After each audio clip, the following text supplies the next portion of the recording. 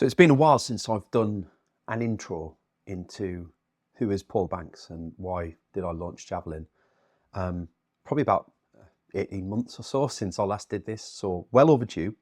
And it's something I always advise my clients to, come back and address regularly, because our story needs to evolve over time to tell the right story to our target audience, right? And my target audience has shifted massively over the last 2.5 years. So I just want to share a bit of my background, my history, why I do what I do, and how that makes me and us unique in terms of what we offer to our clients.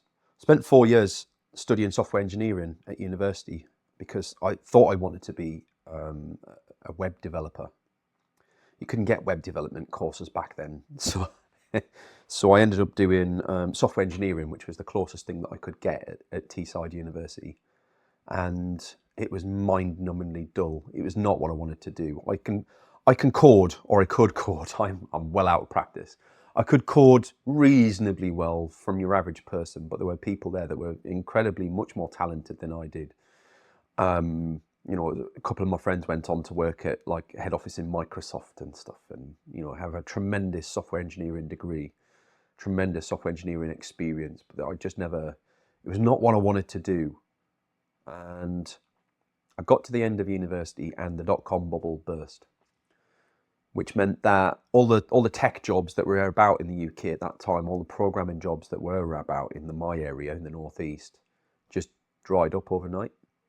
There was nothing, and I was faced with a choice at that point in time of, do I stay here and look at kind of short-term contract work for 6 weeks at a time, or do I move to London and like work on like a junior level upwards? And I'm a rural boy, right? I'm not going to say I'm a country boy, but this is a rural area, and I like living in villages and towns, not cities. It's not my thing.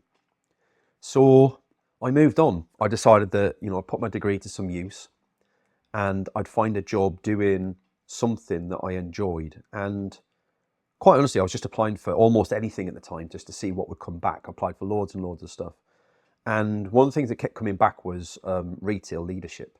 Retail certainly was growing here in the northeast at the time. They were looking for young leaders for the next generation who had degree qualifications, and I got into working with Lidl.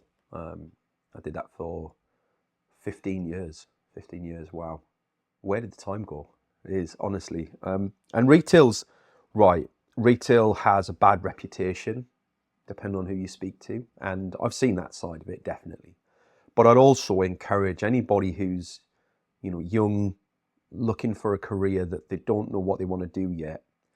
Retail's phenomenal to experience lots of different roles and get yourself out there. And, I worked all sides of retail. I started out helping fit out new stores because we were rapidly expanding in this area. So most of the stores in the northeast, I've helped fit out from day one, from when they were built. I moved into store management, and then I moved into loss prevention and theft protection, CCTV auditing. I worked in logistics and warehousing. I've worked in admin. I've worked regional strategy and KPI management. I did a second stint in loss prevention again. I've worked on non-food. I've worked on food. I've worked, like you name it, I've done it in retail. I loved it. I'm qualified to drive the big powered forklift trucks that you ride on. They're incredible fun to drive out in. Probably, I'm not responsible enough probably to do that as a job. But after about 8 or 9 years, I knew I'd hit a wall with that role, because I'd stopped learning. A lot of the stuff that I was doing it wasn't challenging me enough, and there were too many rules. I know now, I didn't know then, I know now that I'm ADHD, which is a big part of why I rebel against rules. And it's not that I don't like rules, it's that I struggle to follow rules where they're not explained to me or I'm not bought into them. And that's a real problem when primarily a lot of your job is around compliance and health and safety, right? So I really struggled for a long time. And for the last 10 years of that 15, I was also like a volunteer police officer. So A friend of mine had found me at a local fair. I'd done work placement during university with him, and I never knew that he was a volunteer police officer. And I found him manning the stand at my local fair during the summer one year. We got talking, and I realised that there was an opportunity there to make an impact back on the community. I struggled at school because I was different, and that caused a lot of problems for me. But I was always one of those people that when I got the opportunity, I was able to look out for other people and help make sure that everybody got looked after. Because I'm a September baby, right? Like, I'm not a baby anymore. I'm September birthday, and so I was always one of the oldest. And I've been 6 foot since I was 14, 15-year-old. So I've always been one of the biggest in my year, and I started to look out for people, my friends and stuff at school, having gone through some horrendous experiences in bullying and stuff. And the police offered me an opportunity to help protect other people, right? Like, it just made sense. It was a no-brainer for me. It was thrill. So there's definitely elements of that role that are adrenaline, dopamine highs. It's enforcing rules that you understand why the rules are there. So it's not like the rules are there just for the sake of it. Like, they're obvious why they're there, and you can help enforce those rules. And also just communicating with people and helping prevent misunderstandings, neighbours arguing with each other and all these crazy things. So I did, again, with the police, I did lots of things, from neighbourhood policing, I did response policing, I worked on drugs and alcohol misuse team. We set up the Special Constables Traffic Unit. That didn't previously exist, and I had some time off work due to an injury that occurred whilst I was out on duty. So I volunteered to help set that up and do a lot of the admin for that. And I worked on Accident Unit. And I've seen, still to this day, I've seen things that I can't explain to other people, nor would I ever explain to other people, other than those who were on the job.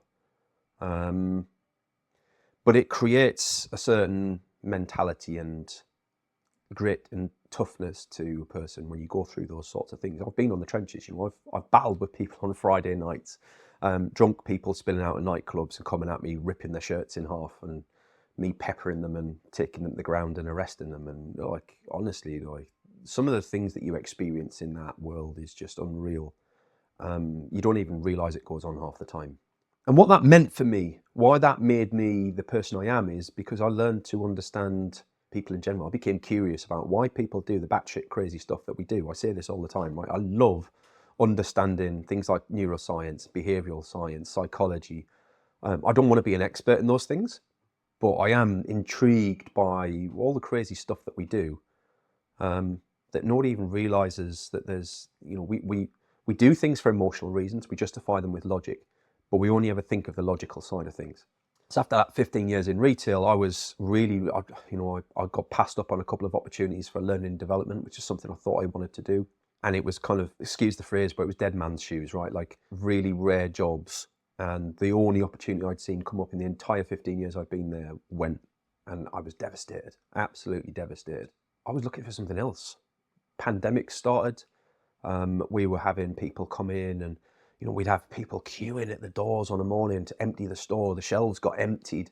There was nothing left. Like, we had like 2 or 3 sections in the store that was like really slow moving stuff, like allergy tablets and vitamins and things, and they were still there, but like everything else, nappies, kitchen towels, rice, flour, eggs, everything, tins, cans. It was just it was such a horrifying experience. And people were like fighting with each other in the aisles, queuing up on a morning, racing each other into store. And it was awful to work through, awful, because the staff were really worried about, themselves. We knew coming to work, we were putting friends and family at risk if we saw them. And then we couldn't see them anymore, and we could just come to work, and the customers were pretty much the only people outside of our house that we were allowed to see. And I got talking with a guy on LinkedIn, Jimmy. He asked me if I'd be willing to jump on a call, and I said, yeah. Don't know what we're going to discuss, but yeah, like I'll chat with people. And I remember I was working in store. We'd had a delivery, and I was pulling out, big 6 foot, 8 foot ambient pallets to work them, get the stock out onto the shelf.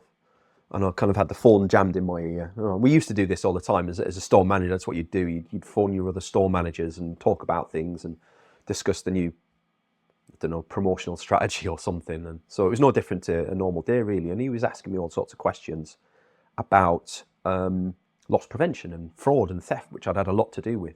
And I told him, I explained the process, and he just said, Paul, you should come and do that for us. It's like, what? What? Do what? Do what for you? What do you do? I remember being utterly confused. Like, I didn't go into the conversation with the view of trying to find a job. I went into the conversation to offer somebody my advice and experience who I thought wanted it.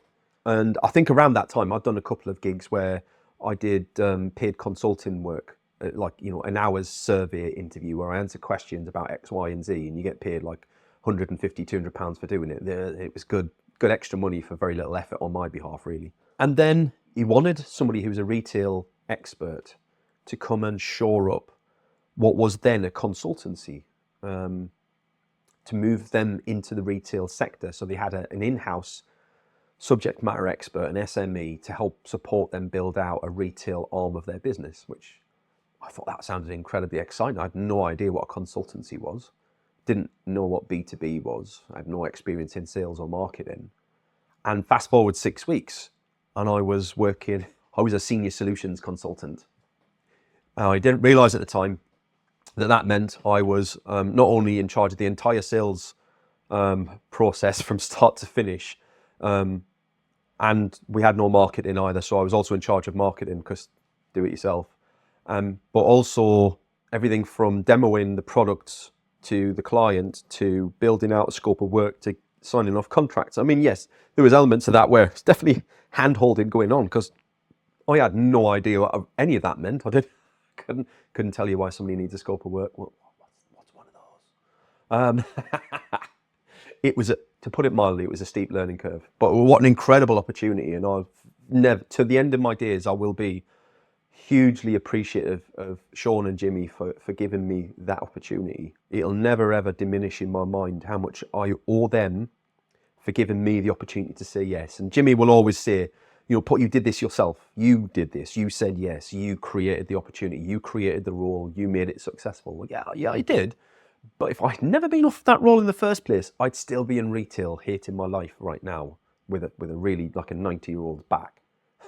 16-hour days, 6 days a week, cancelling my days off because something had happened at work and I needed to be in the store. I don't miss any of that.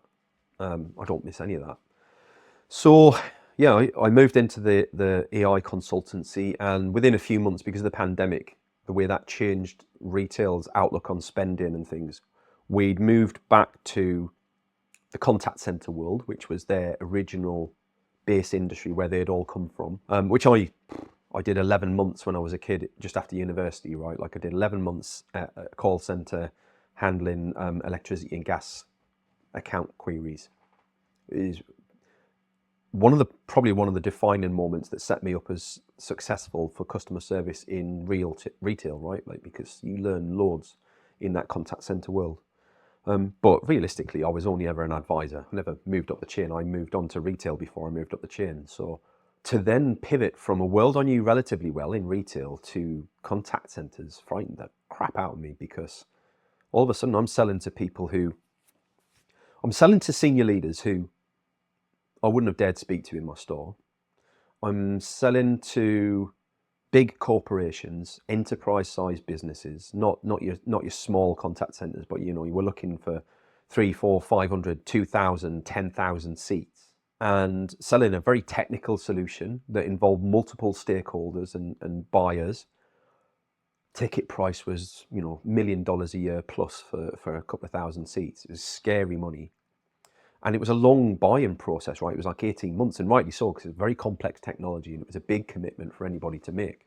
It's fair to say I struggled right at the beginning. Like, obviously, it was hard. What I found was, though, that when I got in front of people, when I got the team in front of people, we were incredibly viable and credible, right? Like, we knew our onions. We bounced off each other. There was a lot of energy in that kind of startup environment. And we had the product to back it up most of the time, right?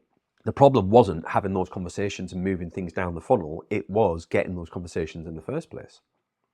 And I tried cold calling, writing scripts out and following them and practicing them daily, and phoning family and friends and practicing them. And God, it was intense, right? I was trying to, because I felt like I owed the business as well as, I wanted to make a success of it for me. I wanted to make a success of it for the business because I owed them, in my eyes.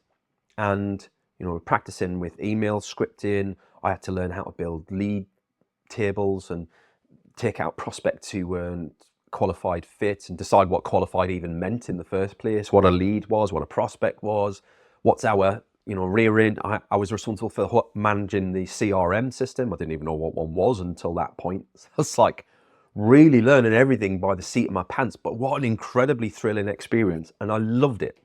And then we hit upon something. So my CEO had run a social media agency previously. Like me, he's a man of many talents.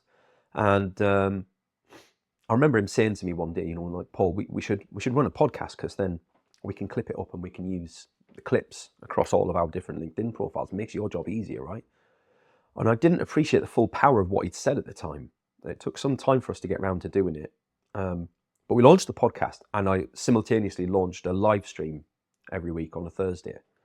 To this point, I'd be doing like networking events, right, and trying to get people to come along to networking events to meet each other so I could broaden my network. And they worked really well, especially during the pandemic. I remember a retail event where I had 1,200 people turn up. You can't do that anymore. Like, it's impossible to get that many people of any industry to turn up to a networking event now. But during the pandemic, we absolutely did it. It was scary as hell. It was fun. And I met some connections for life through all of that. So yeah, we launched the podcast, we launched the live stream. The live stream for me was a way of educating myself. I was talking to industry leaders, influencers within the contact center space to pick their brains and learn from them. And I did. And then we still hit a wall because we're still only putting out like 2 episodes a week and we're all sharing the same episode, right? Like, I put out from my account, we put out from the brand page, we put out from the CEO's page. There was like 4 LinkedIn accounts that we were using. We promote things from, plus the business page, because there was no marketing team to say I can't do that. So I did do that, and but it was still just, it wasn't doing enough. It was wasting so much of the value that was in those amazing episodes. And still to this day, I think there's some of the most interesting conversations that you like, coming at it from the angle of somebody who's not worked in the industry and just asking questions of these experts. Just watching their brain just pour out into the episode is brilliant. So we had to go at repurposing some of these videos, and I remember using iMovie because I've got a Mac. It's an awful experience. Anybody who's done it, like, and I speak to loads of people, go, oh, you used iMovie. Oh, it's awful, isn't it? It really is. It's not built for editing like that. It's built for trimming the ends off and those sorts of things. And I remember it taking me like 20 hours a week to get a handful of clips out of a couple of podcast episodes. It was awful. And I'm sat there thinking, you know what, I've got a whole sales process to run here, plus posts to write, and it's taken me 20 hours a week to do this. I'm not adding real value to the business here doing this. Although the content itself is incredibly valuable, it's just not. So we had to look around, and I remember Headliner had just been released. Headliner was one of the first tools to transcribe audio, and you created audiograms with it. So instead of being a video editor, it would find the clips. It was terrible at finding the clips, but it would find the clips and it would create from a template like an audiogram, which is like, it could be, company logo, some words across the screen that animate on karaoke style, and the waveform along the bottom. It worked, right? Even though it wasn't video, it gave us extra content. And I was like, this is the future. This is genius. But the platform was awful at the time. I don't know what it's like now. I haven't really gone back to it since those days, but I would presume that they've gotten a lot better at doing what they do. But it was awful to use in those early days. But it was transformational because it saved so much work, effort, and time. And we were pumping those out at a rate of knots. And then I found Descript, and Descript, hands on heart, changed the world, because that just took things to the next level. And it was before they got invested in by OpenAI. So I stumbled upon them through a friend. I don't even remember who it was that introduced them. I wish I could remember, because I owe them so much. But I found it, and I was like, this is it. This can change what we're doing. And I threw myself into learning how to use it. It just went from strength to strength. So, you know, I remember I tell this story all the time. It still blows my mind. We went to a conference, and I popped to the loos. So it was at the XL Centre in London, right? I popped to the loos, and it was like a 15-minute walk there and back. And I got back, and CEO's furious. He's got a right face on him, like, what's the matter with you? What's going on? What have I done? He was like, nothing. But you know that guy from British Gas that you were trying to reach? Yeah. Well, he came over to talk to us whilst we were at the loo. Oh, that's good news, right? He's like, no, it's not good news, because he only wanted to talk to you. He wanted to meet the Banksy of LinkedIn, because you're the face of our business, not me. And it was kind of tongue in cheek, but there was a point behind it, and that was a flip point for me. And I went, this is amazing, because I've inadvertently combined the business with my personal brand. I've brought the two together. To a certain extent, him as well. Like, it would just depend on who you'd spoken to, because I made sure he was fairly prominent out there as well. But it's just the way things have worked out. It's like me and him were the face of that business, and the two were synonymous, right? There was no differentiating him, me, and the business. It was, we all three meant the same thing in people's minds, because wherever one was, the other one was, and the brand was. And that was transformational, to think that you could do that through being prominently active on video content, creating that connection, creating that trust and credibility, even just by the mere recency effect, right? Like, be present in their feed all the time. Whether they watch your videos or not, the fact that they've seen you means they start to build trust in you, right? They start to see you as more credible and more expert because you're there all the time. We pressed ahead even harder, right? You know, I left that business after it would have been 4 years. I loved the time that I spent there. Like, it was transformational for me as a person and my understanding of the business world. Those guys are still doing amazingly well, but I left them with like 200 plus opportunities in their funnel. From nothing, from no sales and marketing experience whatsoever, from not even having a product in the early days, to, you know, 200 plus enterprise grade opportunities. And I would say that the funnel at that point was worth in excess of $25 million, right? That's a funnel, right? So that's not to say that they're going to convert all of that. That's, you know, but to create a funnel worth $25 million is some task. And, you know, I still look at some SaaS salespeople who are out there shouting on LinkedIn about their numbers. And I'm like, we smashed that. And I didn't do any of your cold calling or cold emails or cold LinkedIn messages, right? I have done those, but they were awful and it wasn't fun. And what I realized what we'd done is we'd moved from push. Here's our product. Here's our services. Here's me. What are you doing today? How are you? I'm calling from this company XYZ. I've taught you understand. If you want to hang up on me, do you want to hang up, or do you want to roll the dice? I remember saying that line. It was awful. And people would stay on the line laughing. They'd be like, go on then. I remember cold calling Tony Smith from Smith's Toys. And I couldn't get my words out because he answered. I made the classic sales mistake of, I didn't expect him to answer. He's Tony Smith. Why is he going to answer the phone? And he did. I fluffed it entirely. He probably thinks I'm an absolute idiot.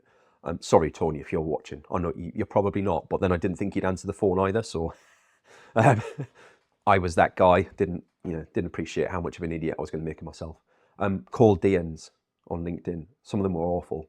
I did them with genuinely wanting to connect with people. I think that's the other side of things that I realized over time, was that I had to go into things without a sales attitude. It needed to be a place of wanting to add value, wanting to be of service, wanting to help people make better decisions. And that's my why, right? Like, I realized that I want to help people make better decisions. And that's part of why I'd done all of the jobs that I'd done. I was always looking for more of that.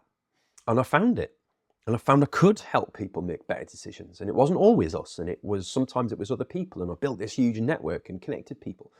But the content we were producing wasn't about selling the business. It was about proving ourselves to be credible experts, showcasing that we knew what we were talking about. We understood the problems and the challenges the industry were facing, and helping people connect real people behind the business with the business itself. And what I know now is that if you've got, two businesses that offer almost exactly the same services, or in the client's eyes even similar services, if you don't know anything about either of those two businesses other than their products and services, it's a race to the bottom. Which one can I get the cheapest that ticks all of our boxes? That's great.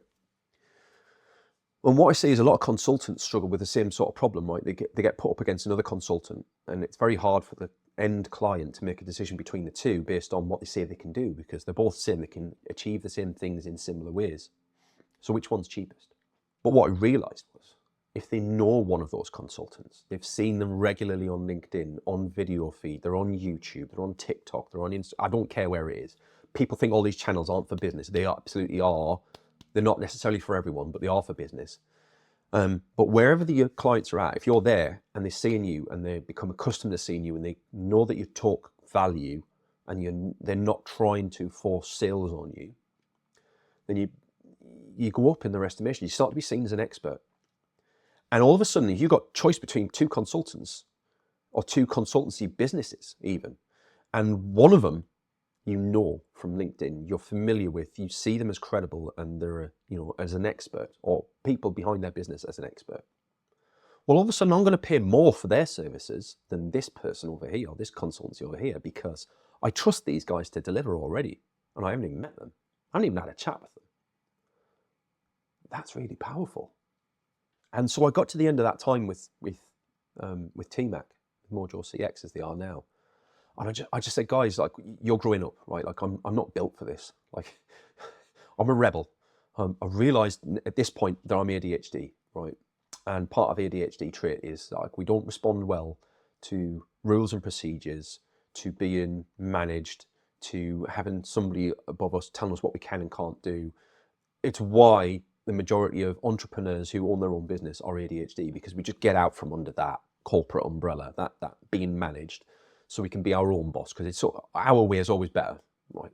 It's part of it's part of it, right? Like, it just can't be helped. And I said, like, I want to go, and I'm going to do this for other businesses. I want to help. So I've done this for one really hard industry, really tough niche, really high enterprise grade clients, multiple stakeholders, high ticket price, long pipeline. I can do this for much smaller businesses that are more transactional and easy to sell, who are still struggling with the same problems you guys were when I first met you. And so that's why I set up Javelin. I wanted to help more businesses to make the right decisions, to get people through that pain that I felt in those early days as a salesperson, trying to balance creating content with my sales process and getting work done and getting the stuff done that I know is going to put food on the table for everyone. I know the content's going to help me get there, but I just can't prioritize it because I've got all this stuff to do. And I want people to avoid that. I want to help people get past that, to go, right, well, what if I could give 20 minutes of my time to Paul once a month? And all of a sudden, all I need to do is write 5 posts this week or 3 posts this week on the back of the content that he gives me back. That's much easier. I realized that if I was going to do it full time, then I could become even more efficient at it. I could be more productive at it, put all my energy into it, become an expert at the tools and platforms behind it, so that my clients didn't have to worry about tech issues and they didn't have to worry about platforms being broken and new features being added and you don't know how it works. Let's be honest, you set up business to do what you do best. I set up business to do what I do best. I enjoy what I do. I love doing what I do because I learn from my clients. There's always something I learn from their videos and content. I get to see it before anybody else does. I get to see it raw. It's fun. Like, I'm always figuring out new things I can do for my clients, and much like most of my clients themselves do for their clients. So predominantly, it's about helping get you that time back in your week, right? With 5 hours a week extra, what could you be doing? Could you be, playing golf, networking, right? Could you be spending time with your family? Could you be dotting the I's and crossing the T's on client delivery work, making it better, concentrating, not having to break off to do these things that you don't enjoy doing? And importantly, I think there is so much value locked away in the brain of most business owners. Right? You're an expert at what you do. Otherwise, you wouldn't have had the tenacity to set up your own business. And a lot of people probably regret that, because when they realise all the different jobs they've got to do, bookkeeping and legals, and it's painful. Like, you probably only spend 30% of your time doing the stuff you enjoy, right? If you're lucky. But I want to help get that value out of people's brain. And a lot of people I speak to are already on things like podcasts.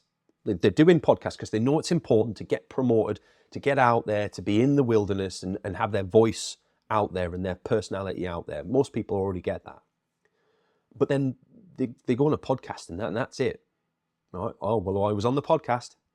They don't even promote it themselves. They don't ask for promotional materials. They don't get given promotional materials. They don't ask for the video.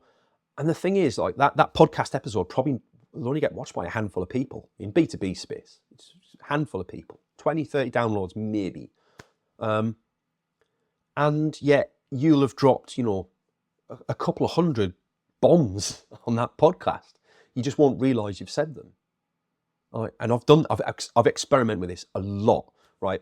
When I ask AI to pull out quotes, and AI, I'm going to hate myself for saying the word quote because it always transcribes it wrong in my accent. So I know I'm creating a pain for myself by saying this, but when I looked at those quotes, I was amazed by the things that I'd said that were really powerful and inspirational. Like, I don't think of myself as an inspirational, powerful speaker, but there are things that I'd said, just snippets, half a sentence here, half a sentence there, a paragraph there, that I don't even remember saying it until I've seen it written down. I'm like, yeah, I did say that.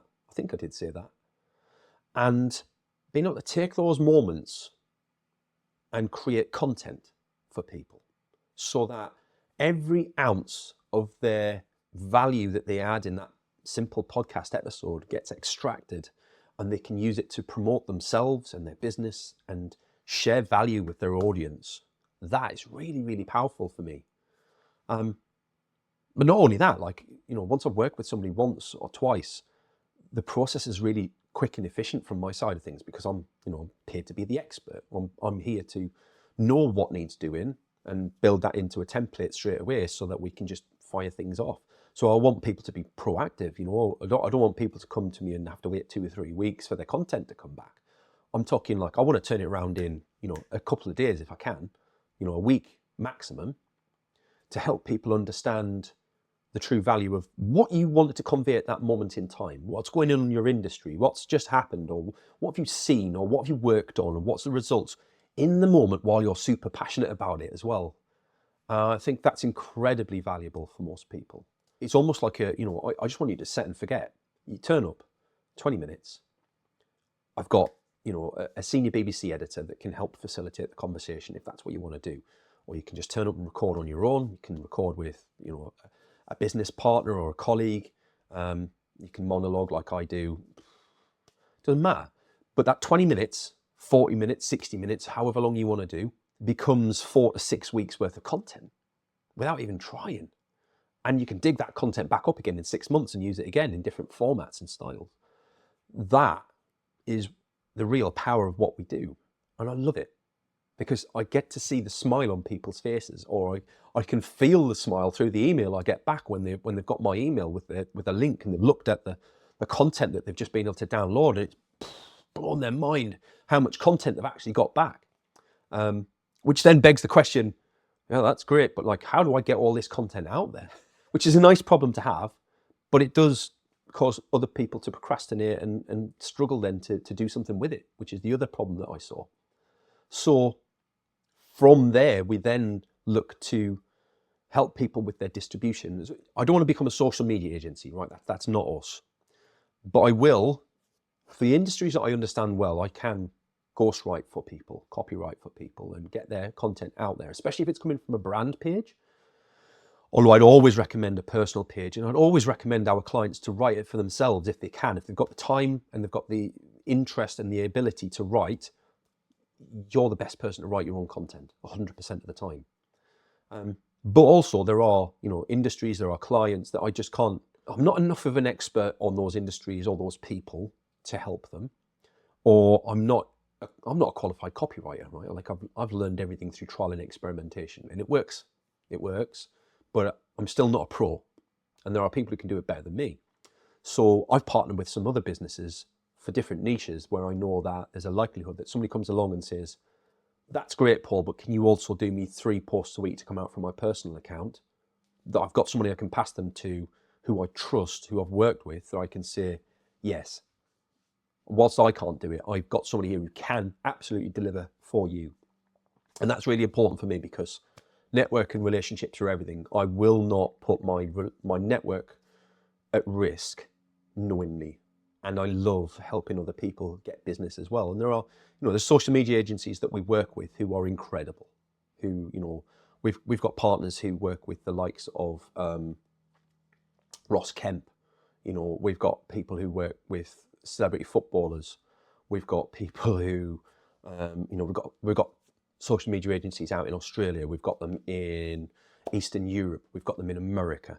I've got colleagues and associates who can help you take your conversation on LinkedIn and turn it into a business opportunity. So once you posted it out, right, that's great. But then what? Most people do what I call post and ghost, right? Post it out, hope for the best. And you come back at the end of the day and think and like all of the comments that come on the bottom of your post, and that's it. Well, I've got a partner Heidi, who will teach you how to comment back in a way that causes a conversation to happen, which moves to the inbox, which moves to email, which moves to a face-to-face conversation or a Teams meeting or whatever. That's incredibly powerful for people. So it's about providing also that whole service care. Like, I care about our customers. I want them to succeed because I don't want to have to go out and get new customers all the time. I want to work with the same people, right? Because then it's easy for everyone. We all know what we're getting. We all trust each other, and there's long-term value in this. So how can I help introduce them to others who can maximize what I do, who can magnify and complement what we do in order to make them even more successful? And that's the next stage that we're now kind of formalizing on and building out even further, because there's so many opportunities out there for people. Can I introduce you to Antonia, for example? Antonia's ex-film industry, knows storytelling inside and out, and she can help transform the way you talk about yourself into something that converts, right? It just converts because you get in your own way. You don't even realize you're doing it. She worked with me. It blows my mind how good she is at what she does, because everything she says, I can see I'm doing it the way everybody else does it. And now she's got me thinking in a different way, and I'm trying to bring that into my own style of writing and use that again for my clients and for video. So there's all of these different add-on services that we can offer at the end of all of that. But the important thing for me is not leaving that value on the table. How do we wring the sponge out of the knowledge and experience inside your mind so that we can download it, get it out to your audience, and prove to them that you're the expert you actually are?